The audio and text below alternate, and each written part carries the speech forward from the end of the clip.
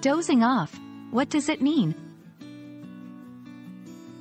Hello, everyone. Welcome back to our English language learning series. Today, we're going to explore a common English phrase that you might hear especially when someone is not quite awake but not entirely asleep. Have you guessed it? Yes, it's dozing off. So, grab a cup of coffee, make sure you're wide awake, and let's dive into understanding what this phrase really means and how you can use it in everyday conversation. The phrase, dozing off, is used to describe the action of falling into a light sleep, especially when you are not supposed to or when you do not intend to fully sleep. For example, you might be dozing off during a boring lecture or a long train ride home.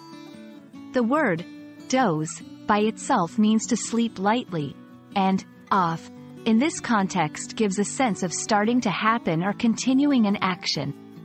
Therefore, dozing off is the process of transitioning from being awake to being in a light sleep.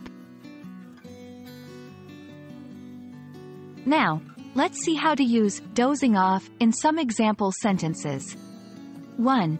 I was dozing off at my desk after lunch because I didn't get enough sleep last night. 2. During the movie, I noticed that my friend was dozing off, so we decided to leave the cinema. 3. It's not uncommon for people to doze off during a relaxing massage. As you can see, dozing off can be used to talk about oneself or others when referring to the act of slipping into sleep. While knowing the meaning of dozing off is great, let's also learn how to avoid it, especially when you need to stay awake. Take a short walk if you feel sleepy. Drink water or a caffeinated beverage to help you stay awake. Engage in conversation to keep your mind active. Do a quick workout or stretch to get the blood flowing. These tips might come in handy if you're trying to learn or work and find yourself fighting the urge to doze off. I hope this video helped shed some light on the meaning of the phrase, dozing off, and how you can use it correctly in context.